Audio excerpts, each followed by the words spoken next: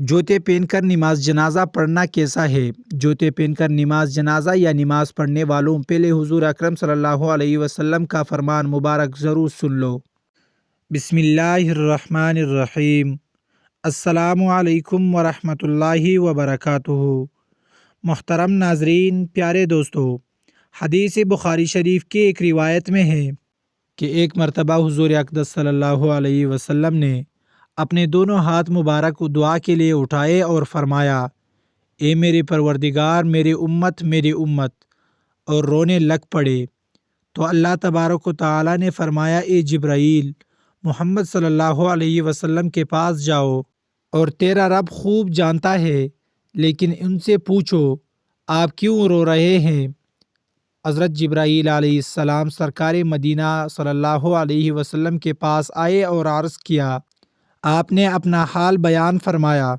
حضرت جبرائیل علیہ السلام نے بارگاہ الہی میں عرض کیا تو اللہ تبارک و تعالیٰ نے فرمایا، اے جبرائیل، محمد صلی اللہ علیہ وسلم کے پاس جاؤ اور کہو تمہاری امت کے بارے میں ہم تجھ کو راضی کر دیں گے اور مایوس نہیں کریں گے، اور دوسرے نبیوں کی امتوں کے بارے میں بھی بتاؤ۔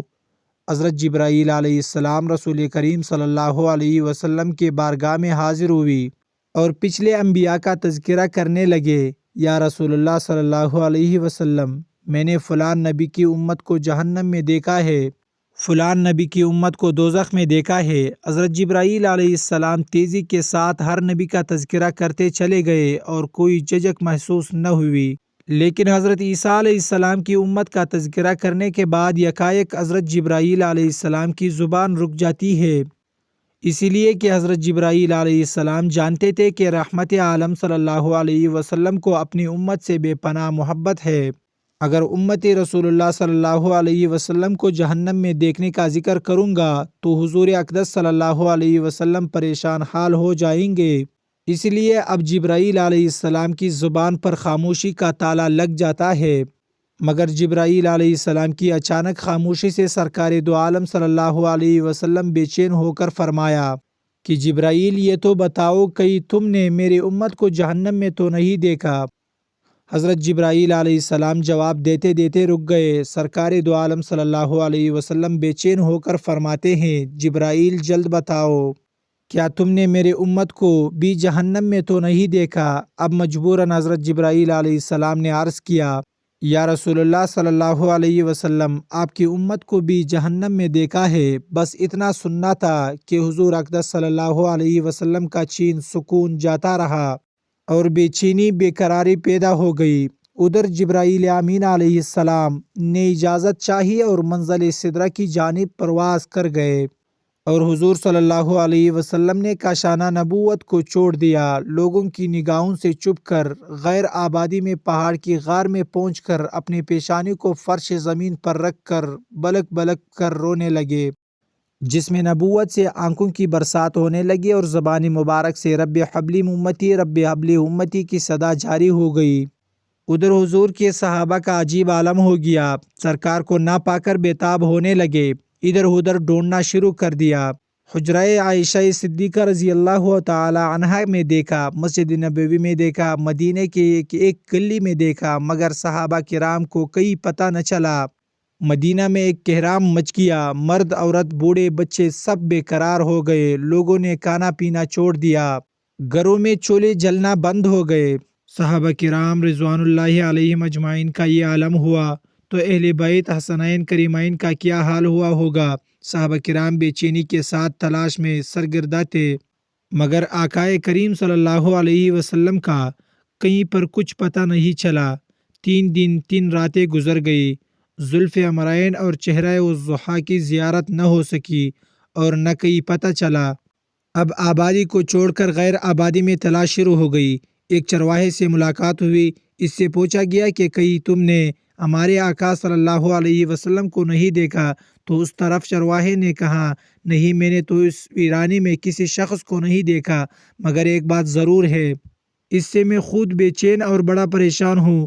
دیکھو اس پہاڑ کی طرف، آج سے تقریباً 3 دن ہو گئے، برابر کسی کے رونے کی آوازیں آ رہی ہے، کوئی رونے والا ایسا پھوٹ پھوٹ کر رو رہا ہے جس کی درد بری آواز سن کر میری بکریوں نے چھرنا اور چوگنا چھوڑ دیا ہے۔ بس اتنا سننا تھا کہ صحابہ کرام رضوان اللہ علیہم اجمعین نے فرمایا کہ 3 دن ہوئے ہمارے آقا کریم صلی اللہ علیہ وسلم نے مدینے کو ناپسند کر دیا ہے۔ چرواہے کی نشاندہی پر صحابہ کرام رضوان اللہ علیہم اجمعین دوڑ پڑے۔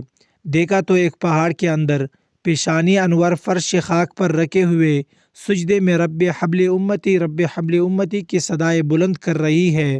صحابہ کرام رضوان اللہ علیہم اجمعین قدم مبارک کو چوم کر دامن مصطفیٰ صلی اللہ علیہ وسلم سے لپٹ گئے اور کہا کہ آپ صلی اللہ علیہ وسلم سر مبارک اٹھائے اور حجرے میں تشریف لے چلے۔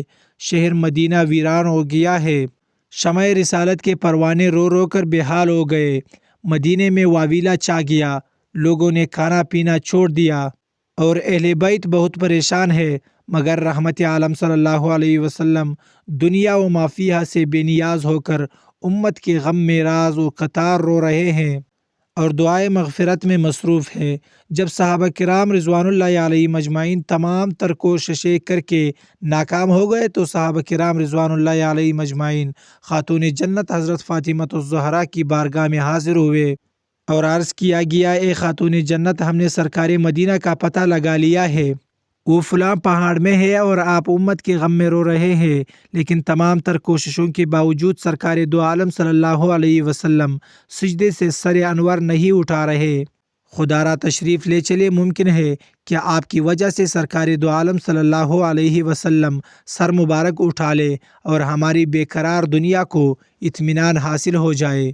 حضرت سیدہ فاطمہ الزہرا رضی اللہ تعالی عنہا نے جسم اطہر کو چادر سے چھپایا اور آقا کائنات صلی اللہ علیہ وسلم کی بارگاہ میں پہنچ کر التجا کرنے لگی کہ ابا جان، آپ سجدے سے سر انور اٹھا لیجئے اور مدینہ تشریف لے چلیے۔ آپ کی جدائی سے مدینہ والوں کا برا حال ہو گیا ہے، ہر طرف طوفان برپا ہے، آپ کے نہ ہونے سے ہر دل بے قرار ہے اور ہر آنکھ اشکبار ہے۔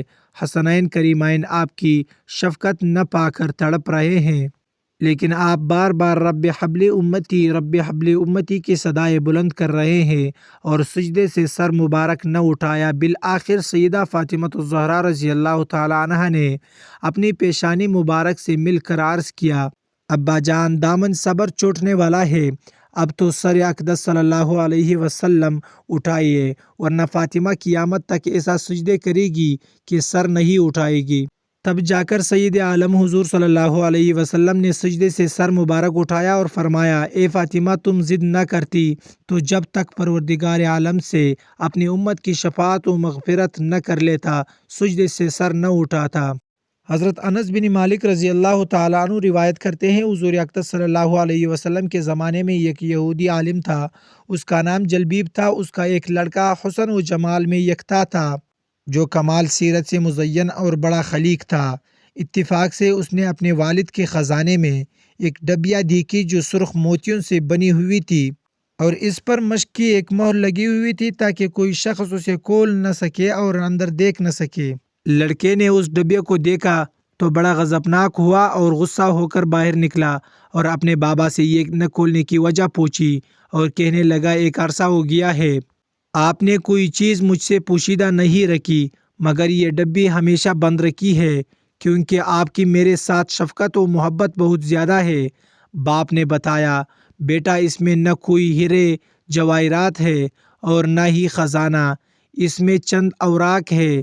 جب تم علماء کی مجالس میں بیٹھ کر فاضل ہو جاؤ گے اور ہر بات سمجھنے لگو گے تو اس کا مطالعہ بھی کر لینا، چونکہ ابھی تم ناپختہ ذہن ہو، اس لیے ڈبے کا راز دیدہ دانستہ پوشیدہ رکھا گیا ہے۔ ایک دن جلبیب اپنے کام کاج میں مصروف تھا تو موقع غنیمت جان کر وہ اس ڈبیا کے کھولنے میں مشغول ہو گیا جس کے لیے رازداری سے کام لیا جا رہا تھا۔ مہر توڑ دی گئی، ڈبی کا ڈھکن کھولا ہی تھا کہ ایک نور کی شعاع نمودار ہوئی جس کے سامنے چراغ کی روشنی ماند پڑ گئی۔ اس پر لا الہ الا اللہ محمد الرسول اللہ کلمہ طیبہ لکھا ہوا تھا۔ اس کے بعد حضور نبی کریم صلی اللہ علیہ وسلم کے اوصاف حمیدہ لکھے ہوئے تھے۔ کہ آپ کے ابرو پیوستہ ہوں گے، داڑھی گنی ہوگی، جسے بھی اس کا زمانہ میسر ہو اس کی بات سنیں۔ اس کا کلام قرآن پاک ہوگا، اس کا دین اسلام ہوگا، وہ انسانوں کو خدا کی عبادت کی دعوت دے گا، وہ کسی سے نہیں ڈرے گا۔ اس کاغذ کو پڑھتے ہی اس کے دل میں حضور اقدس صلی اللہ علیہ وسلم کی محبت گر کر گئی۔ کہنے لگا، کاش میں معلوم کر لیتا کہ آپ خاکی ہے یا نوری، آسمانوں پر ہے یا زمین پر، دریاؤں میں رہتے ہیں یا جنگلوں میں۔ اس نے اپنی محرومی اور سوگواری کا اس انداز سے اظہار کیا، بے ہوش ہو گیا۔ چند لمحوں بعد اس کی والدہ بھی اس کمرے میں آئی، بیٹے کو بے ہوش پا کر حیران رہ گئی۔ اس کے باپ کو بلایا، بیٹے کو اس حالت میں دیکھ کر اس کے چہرے سے چہرہ ملنے لگا، ماتھے کو چومنے لگا، رو رو کر اپنے بیٹے کی محبت، حسرت و غم کا اظہار کرنے لگا۔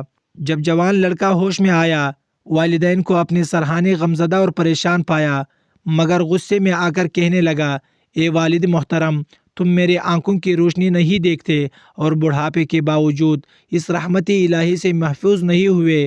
آپ مجھے کفر کی تعلیم دے رہے ہیں اور شریعت مصطفیٰ اور اس کی اتباع سے محروم رکھنے کی کوشش کر رہے ہیں۔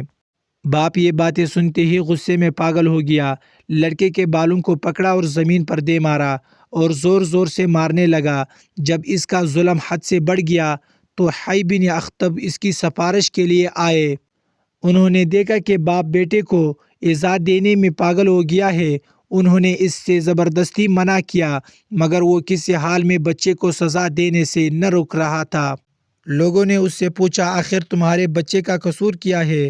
تو وہ کہنے لگا کہ اس کا قصور تو سزائے قتل کے لائق ہے، جب تک کہ میں اسے قتل نہ کر دوں گا ہاتھ نہ روکوں گا۔ پھر اس نے بتایا کہ یہ دین محمد صلی اللہ علیہ وسلم پر ایمان لے آیا ہے، اپنے آباء و اجداد کا مذہب ترک کر دیا ہے۔ ان لوگوں نے بھی اس بچے کو نصیحت کرنا شروع کیا اور کہا، بیٹا، تمام لوگ تو ہم سے دین کی تعلیم حاصل کرتے ہیں، لوگ ہماری اتباع کرتے ہیں، لیکن تم محمد صلی اللہ علیہ وسلم کی اتباع میں لگے ہوئے ہو، اسے چھوڑ دو اور اپنے سابقہ دین پر قائم رہو۔ لڑکا کہنے لگا، میں نے سوچ و بچار کرنے کے بعد ان وہمی اور فرسودہ دینوں کو ترک کر دیا ہے اور محمد صلی اللہ علیہ وسلم کے صراط مستقیم کو اختیار کر لیا ہے۔ ان سب نے لڑکے کو الٹی سیدھی نصیحت کی، مگر وہ اپنے نیک ارادے پر ڈٹا رہا۔ ان یہودی مشائخ نے کہا، چونکہ یہ لڑکا ناز و نخرے کا پلا ہوا ہے، زندگی کے مصائب اور تکلیف کا احساس نہیں رکھتا، اور یہی وجہ ہے کہ یہ نصیحت کی طرف توجہ نہیں دیتا، اسے اپنے حال پر چھوڑ دینا چاہیے، اور اب ضروری ہے کہ اسے آسان زندگی سے ہٹا کر محنت و مشقت کی زندگی کا خودکار بنایا جائے، تاکہ ان سختیوں سے تنگ آ کر دین محمدی سے توبہ کر لے اور پھر اسی عیش و سکون کی زندگی کو حاصل کرنے کے لیے سابقہ دین پر واپس آ جائے۔ جلبیب نے کہا، تمہارے نزدیک اس کو سخت اذیت سے گزارا جائے، یہ نرم و نازک کپڑے اتار کر ٹاٹ پہنا دو، ایک تہ خانہ میں بند کر دو، 3 دن کے بعد ایک جو کی روٹی اور پانی کا ایک پیالہ دیا جائے، تاکہ ناز و نعمت یاد آئے تو فریاد کرے کہ مجھے اس مصیبت سے نجات دلائی جائے۔ یعنی جلبیب نے ان لوگوں کی نصیحت پر عمل کرتے ہوئے اس مظلوم کو ایک کمرے میں بند کر دیا، چونکہ اسے جو کی روٹی اور پانی کی عادت نہ تھی، سخت پریشان ہوا، ان کی وجہ سے روتا رہتا تھا۔ ایک دن باپ نے دیکھا تو کہا، کیا تم اپنے دین پر قائم ہو یا نہیں، اور دین محمدی صلی اللہ علیہ وسلم سے باز آتے ہو یا نہیں؟ بیٹے نے کہا، اے میرے باپ، میرے رونے دھونے کی وجہ بے لطفی اور پانی کی کمی کی وجہ سے نہیں، بلکہ مجھے تو دیدار مصطفیٰ صلی اللہ علیہ وسلم کا اشتیاق ہے۔ اس کے باپ نے پھر کہا، جب تک دین محمدی سے توبہ نہ کرو گے تمہیں اس عذاب سے نجات نہیں ملے گی۔ لڑکے نے کہا، خدا کی قسم، محمد صلی اللہ علیہ وسلم کی محبت جس طرح میرے دل میں گر گئی ہے، اس سے توبہ نہیں کی جا سکتی، بے شک آپ مجھے جان سے ہی کیوں نہ مار دے۔ حضرت سیدنا ابو ذر غفاری رضی اللہ تعالیٰ عنہ سے روایت ہے کہ نور کے پیکر، تمام نبیوں کے سردار، سرور کونین حضرت محمد صلی اللہ علیہ وسلم نے فرمایا، رب تعالیٰ کا ارشاد ہے، یہ میرے بندو، میں نے ظلم کرنے کو اپنے آپ پر حرام کر دیا ہے اور اسے تمہارے درمیان بھی حرام قرار دیا ہے، لہٰذا ایک دوسرے پر ظلم نہ کیا کرو، اے میرے بندو تم سب گمراہ ہو مگر جسے میں نے ہدایت دی، مجھ سے ہدایت چاہو میں تمہیں ہدایت دوں گا۔ اے میرے بندو تم سب بھوکے ہو مگر جسے میں نے کھلایا، تم مجھ سے کھانا طلب کرو میں تمہیں کھلاؤں گا۔ اے میرے بندو تم سب بے لباس ہو مگر جسے میں نے لباس کپڑے پہنائے، تو مجھ سے لباس طلب کرو میں تمہیں لباس عطا فرماؤں گا۔ اے میرے بندو تم دن رات گناہ کرتے ہو اور میں تمہارے گناہوں کو بخش دیتا ہوں، تم مجھ سے بخشش مانگو میں تمہیں بخش دوں گا۔ اے میرے بندو تم میرے نقصان کو نہیں پہنچا سکتے کہ مجھے نقصان پہنچاؤ، اور نہ میری نفع تک تمہاری رسائی ہے کہ مجھے نفع پہنچا سکو۔ اے میرے بندو اگر تمہارے اگلے پچھلے اور تمہارے جن و انس تم میں سے ایک کسی ایک متقی پرہیزگار کی طرح ہو جائے تو بھی میری سلطنت میں کچھ اضافہ نہ ہوگا۔ اے میرے بندو اگر تمہارے اگلے پچھلے تمہارے جن و انس تم میں سب سے زیادہ گنہگار شخص کی طرح فاسق فاجر ہو جائے تو بھی میرے میں کوئی کمی نہ ہوگی۔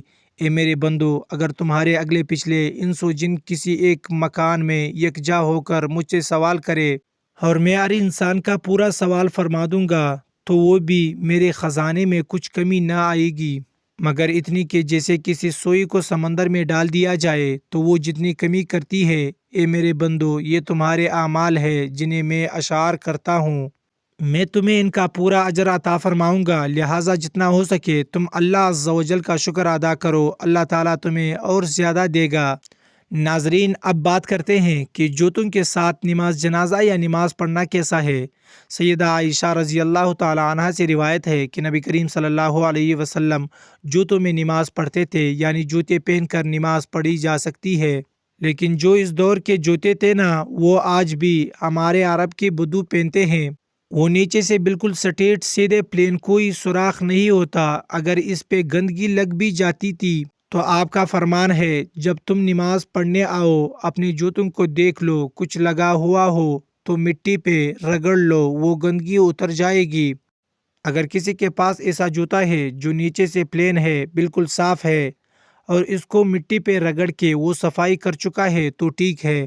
نمبر 2، ہمارے جو جوتے ہیں آج کے دور میں اس کے نیچے پورا نقشہ بنا ہوا ہوتا ہے، سوراخ ہے، ڈیزائن ہے، کسی جگہ پہ گندگی اندر گھس جائے تو وہ بغیر اوزار کے نکالی نہیں جا سکتی، تو ایسے جوتوں کے اندر احتمال ہوتا ہے کہ گندگی ہے۔ پھر وہ جو مسجد تھی رسول اللہ صلی اللہ علیہ وسلم کی، وہ کچی مسجد تھی، کارپیٹ قالین نہیں تھے، کچی مسجد تھی، اور صحابہ کرام کچی مسجد میں آ کے نماز پڑھتے تھے۔ آج کوئی ایسی جگہ پہ نماز پڑھتا ہے جو اوپن ایریا ہے اور وہاں پہ کچی جگہ ہے، لہٰذا جوتوں سمیت نماز پڑھنی ٹھیک ہے، سنت عمل ہے، کوئی حرج نہیں۔ جوتا چیک کر لے، گندگی نہ لگی ہو، پہلے جوتا صاف کر چکا ہو تو کوئی حرج نہیں، لیکن مساجد کے اندر کارپیٹ بچھے ہوئے ہیں، ٹائلیں لگی ہوئی ہے، اور آپ باہر سے گارے سے جوتی بھری ہوئی لے کر آؤ جس سے مسجد کا کارپیٹ خراب ہو گیا تو یہ بری بات ہے۔ بہرحال یہ جائز ہے کہ جوتوں کے اندر نماز پڑھی جا سکتی ہے۔ ناظرین ویڈیو اچھی لگی ہو تو ویڈیو کو لائک کرے، شیئر کرے، چینل کو سبسکرائب کرے، اور کمنٹ باکس میں اللہ تعالیٰ کے 99 ناموں میں سے ایک نام ضرور ٹائپ کرے۔ اگلی ویڈیو تک کے لیے اجازت دیجیے، اللہ حافظ۔